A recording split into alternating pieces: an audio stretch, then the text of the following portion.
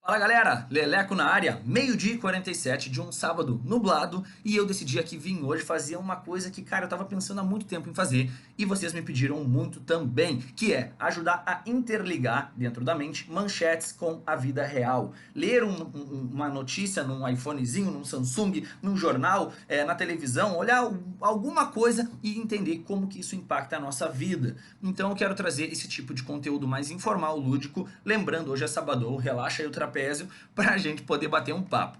Começando por aqui, muita gente não entende o que é esse gráfico aqui, como que funciona isso, e não é o intuito do vídeo também explicar. Eu só quero mostrar para vocês que isso aqui é o índice Bovespa, é o gráfico que reflete as maiores empresas do Brasil, as principais empresas que compõem a economia. Logo, eu gosto muito de falar que esse gráfico, ele é um espelho da nossa economia real. Até porque imagina comigo, se a Ambev, a Ford, por exemplo, que saiu do Brasil essa semana, não demitiu 5 mil funcionários, beleza, isso vai esfriar mais a economia, porque tem menos pessoas empregadas, menos pessoas que vão ter dinheiro para poder investir em vestuário, em alimentação, enfim, a economia fica um pouco mais fraca. E explicando de uma maneira mais sucinta, essa queda maior aqui que nós tivemos em março foi chamado Corona Crash, que foi quando tivemos os lockdowns, não sei se tem lockdown no plural, mas eu tô aqui para dizer isso. Lockdown no plural, lockdowns, tá? Quando fechou todos os comércios, indústria, quando fechou tudo, porque o coronavírus estava em alta, tá? Então nós temos aqui uma queda no gráfico porque as empresas não abriram as portas, não faturaram, então cai tudo, tá? Então é isso, eu não quero explicar muito o gráfico porque não é o intuito do vídeo e sim fazer um giro semanal. Como a principal notícia eu gosto de colocar aqui o Biden anunciando o pacote de 1,9 trilhão de dólares para combater o Covid e estimular a economia. O presidente democrata promete destinar mais 400 bilhões para combater a pandemia e 1 trilhão para apoiar as famílias norte-americanas. Então nós temos aqui, ó, o pacote inclui, olha que legal, e depois eu vou explicar por que isso é importante, tá? Mais de 400 bilhões para reforçar a resposta ao vírus e a distribuição de vacinas contra a Covid-19. O que isso quer dizer? 400 bilhões de dólares vão ser investidos para aumentar a logística, para melhorar a forma de distribuição da vacina e para reforçar a resposta ao vírus, ou seja, combater isso de vez para a economia poder seguir em frente. Mais de 350 bilhões de dólares para ajudar estados e municípios a superarem os déficits orçamentários, ou seja, os governos gastaram muito, criaram postos, plantões, hospitais, enfim, gastaram com respiradores e agora a conta não está fechando e o Biden vai estimular esse pacote aí diretamente para os governos e para os municípios e estados, tá? Cerca de 1 trilhão de dólares em auxílio direto às famílias, ou seja, lá na ponta final da economia, nós sempre falamos de pessoas e as pessoas foram muito impactadas, então 1 trilhão de dólares vai suprir aí os gastos eventuais que as pessoas tenham ou até necessidades fisiológicas mesmo, como comer, se alimentar, tomar água ali, que as pessoas não estão tendo recursos dentro dessa pandemia, beleza? Cerca de 440 bilhões de dólares para pequenas empresas e comunidades atingidas pela pandemia, ou seja, a famosa bandeira vermelha como nós tivemos, né? Aquela região que teve que ficar fechada por muito tempo, academias, salões de festa, salão de cabeleireiro, enfim, todo aquele comércio, toda aquela economia local que muitas vezes foi altamente impactada, vai ser aí um alvo também do pacote para ser estimulado, tá? 440 bilhões de dólares. Cheque no valor de 1.400 dólares para os norte-americanos, superando os de 600 emitidos pelo último congresso, tá? O último pacote. E o mais importante que eu acho aqui é o aumento do auxílio-desemprego por semana, tá? Que antigamente era 300 dólares e agora vai para 400 dólares, estendido até setembro, tá? Então é importante que algumas medidas dentro desse pacote já determinam que existem um prazo para que as coisas continuem melhorando e o governo esteja por trás ali dando o auxílio, tá? Então o auxílio-desemprego não muda definitivamente, mas eles abriram uma exceção nesse momento pandêmico até setembro, beleza?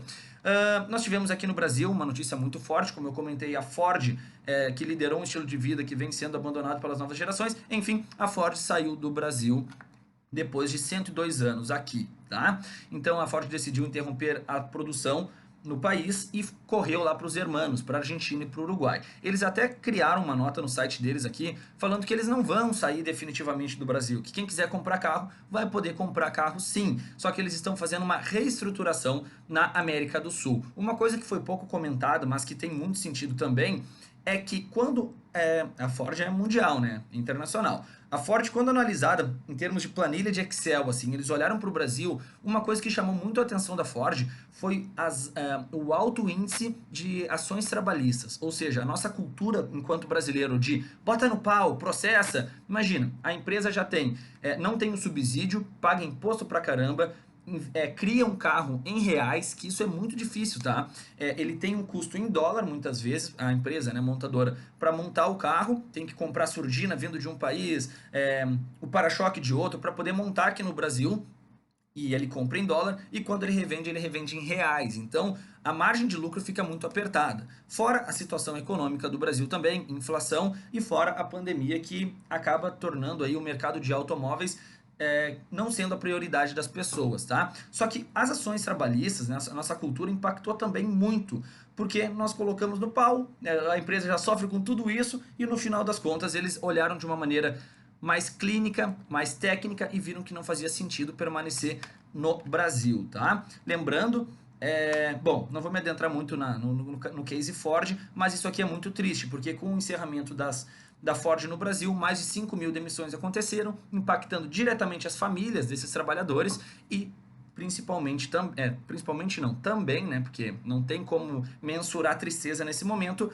são 5 mil pessoas contribuindo menos para a Previdência e essa conta não vai fechar depois porque nós estamos, a gente recém teve uma reforma da Previdência e agora a economia vai esfriando e essa conta não vai fechar de novo, tá? Isso é muito preocupante e a dívida pública do Brasil tá muito, muito alta. O dólar tende a bater R$ 6, os bancos aqui estão analisando, falando de deteriorização fiscal, a inclinação da curva de juros, a taxa Selic tende a aumentar agora, então talvez seja muito técnico nesse momento para explicar tudo isso para vocês, mas fiquem de olho no dólar. Léo, por que o dólar me atinge? Por que eu tenho que me preocupar com essa notícia? Porque o arroz, o ovo, a carne, a gasolina tende a subir junto. Imagina, se tu fosse um comerciante e tu pudesse vender um produto a R$ 6, tá? Ou a R$ 2,50, por que tu venderia R$ 2,50? Basicamente é isso que o comércio, que a economia exportadora analisa nesse momento, tá? Quando trabalham com commodities. Por que eu vou permanecer com a minha receita em reais, sendo que eu tô vendo que essa situação no Brasil aqui tá cada vez mais grave, mais agressiva pro meu negócio, sendo que eu posso vender para economias aí que vão me pagar muito mais. Então eles vendem, o produto falta no Brasil e o pouco que tem aqui, oferta e demanda, o brasileiro acaba pagando a preço de ouro para poder comer. Então, quem recebe um salário mínimo, por exemplo, não consegue comer 1 quilo de carne de primeira ou de segunda todos os dias na sua refeição, tá? Então, o arroz, o trigo, a soja é exportada para fora e aqui no Brasil tudo fica muito caro, petróleo, e a gente paga a conta. Então, uma das coisas que a economia também não gostou foi desse pacote do Biden aqui. Olhando para a história, dar dinheiro à população nunca foi a melhor opção, tá? Por quê? Vamos trabalhar aqui com o auxílio emergencial de R$ 600 do Brasil. As pessoas receberam esse auxílio, mas isso aqui mostra, ó, isso aqui mostra, através do dólar, que nós mesmos estamos pagando a conta agora. Porque nós recebemos os 600 e pagamos mais no arroz, mais na massa, mais no ovo, mais na carne, mais no combustível, mais no aluguel, mais em tudo. E no final das contas a gente sai até perdendo. Então uma medida de curto prazo, é aquele foguinho que logo apaga, e dar dinheiro na mão da população não é a melhor opção, tá? Também não estou falando para não dar dinheiro, mas é muito mais profunda essa análise, só que dar dinheiro eu também acho que não é a melhor opção, é uma medida emergencial, precisa ser feita nesse momento, mas espero que a gente passe por essa rápido, tá? O caso aqui que mais choca, o caso que mais é triste no cenário interno é a situação de Manaus, tá? Ala inteira de paciente morre por falta de oxigênio.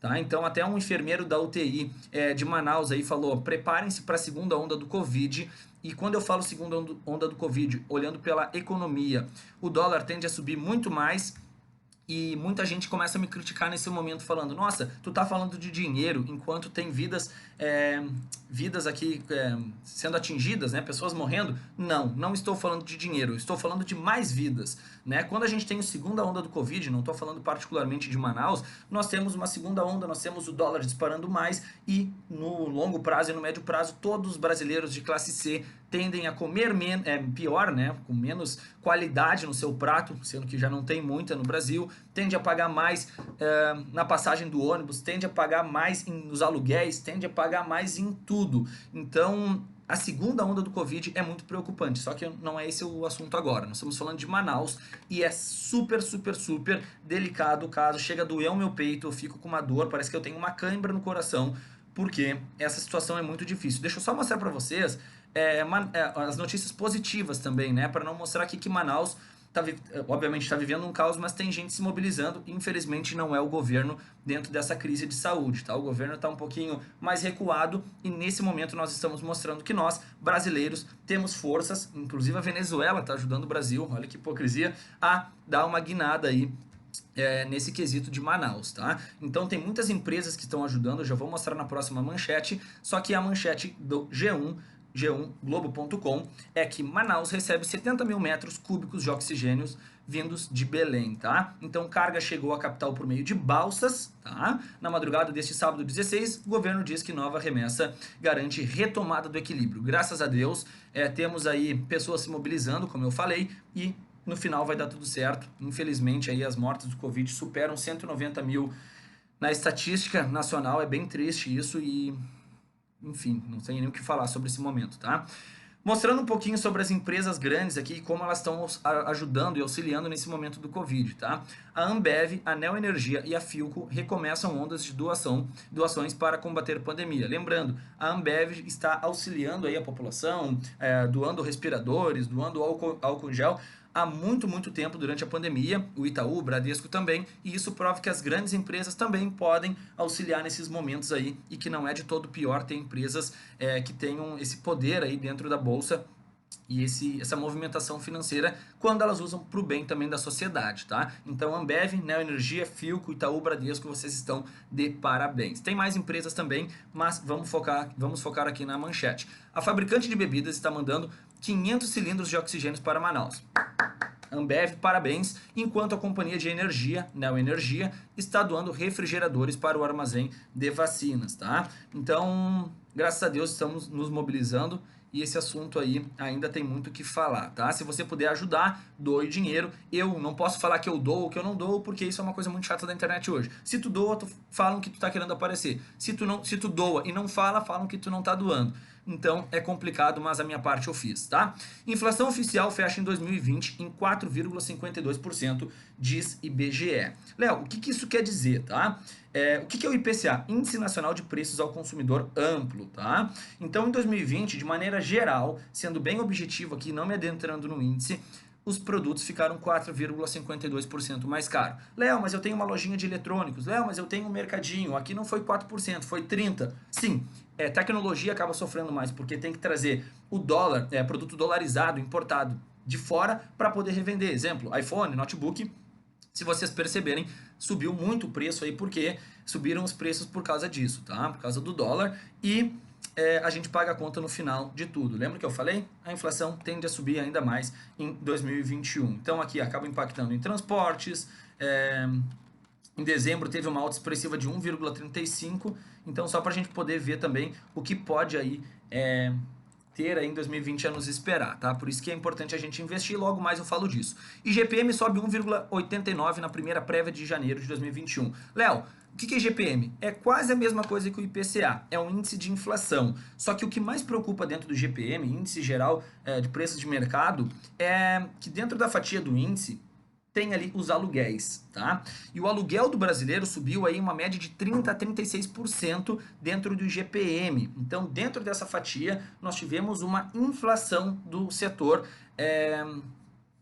de construção civil, do setor de aluguéis, de moradia, e isso impacta diretamente o brasileiro classe C, classe D, tá? Ó, o ICC, Índice Nacional de Custo de Construção, variou de 0,94 no primeiro decêndio de janeiro, taxa inferior à apurada, ou seja, construção tendo aí um pouquinho de baixa nesse momento e os aluguéis sendo reajustados. Léo, como ficou o aluguel em 2021 com a alta do IGPM? No ano passado, com a pandemia, muitos inquilinos conseguiram descontos no preço do aluguel devido à queda da renda. As pessoas ficaram desempregadas, conseguiram fazer aquela pechincha para poder baixar um pouquinho ali o aluguel. Só que agora, muitos contratos têm o reajuste pelo IGPM, ou seja, se o IGPM subiu 36%, se referindo aos aluguéis, quer dizer que o cara que pagava R$1.000 agora vai pagar 1.360. Galera, esse aumento é muito expressivo, tá? 36% de aumento no aluguel, sendo que o nosso salário não aumenta nem acima da inflação,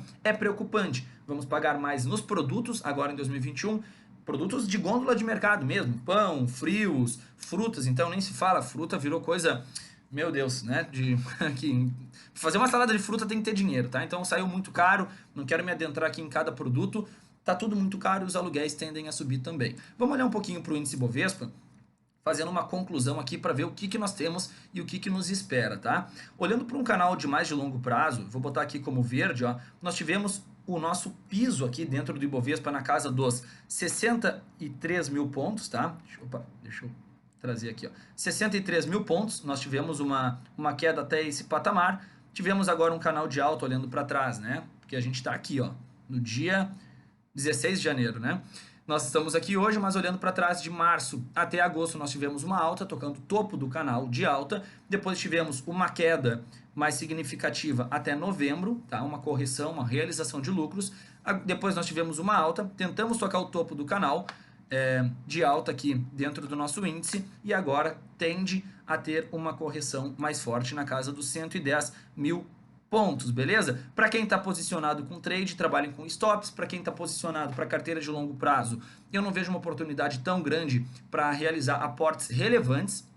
Isso é muito importante lembrar, aportes relevantes têm que ser estudados e analisados, mas essa casa dos 110 mil pontos é um grande suporte e que caso seja perdido, nós temos aqui o patamar dos quase 93 mil pontos para ser testado. Abaixo disso eu não quero nem pensar, beleza? Então nós temos esse cenário aqui, sobe, corrige, sobe o rompimento acima dos 130 mil pontos, sendo simplista na análise, traria aí um patamar bem positivo aí para o índice, mas eu não vejo fundamento no momento para que isso aconteça, beleza, galera? Galera, mensagem final do nosso sabadão para vocês aproveitarem o fim de...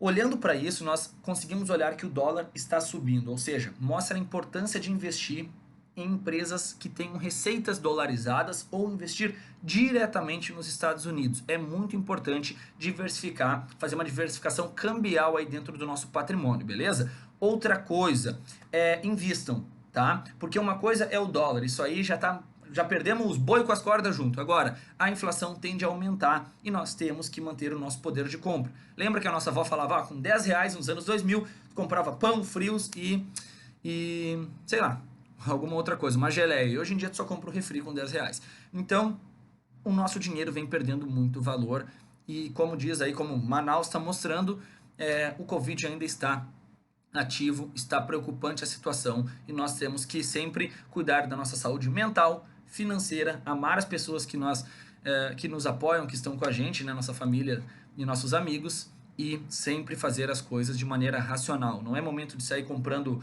roupinha, não é momento de sair ostentando, o momento agora é de segurar as reservas, porque a gente pode pagar uma conta um pouco salgada, além do que a gente já paga hoje, um pouco mais salgada daqui a alguns meses ou anos, beleza? Tamo junto, espero que tenham gostado dessa análise semanal, um giro de notícias, de manchetes, trazendo aqui uma maneira micro e macroeconômica, e deixem seu comentário, seu like, compartilhem com os amigos, que o Leleco tá na área e eu volto quando vocês menos esperarem.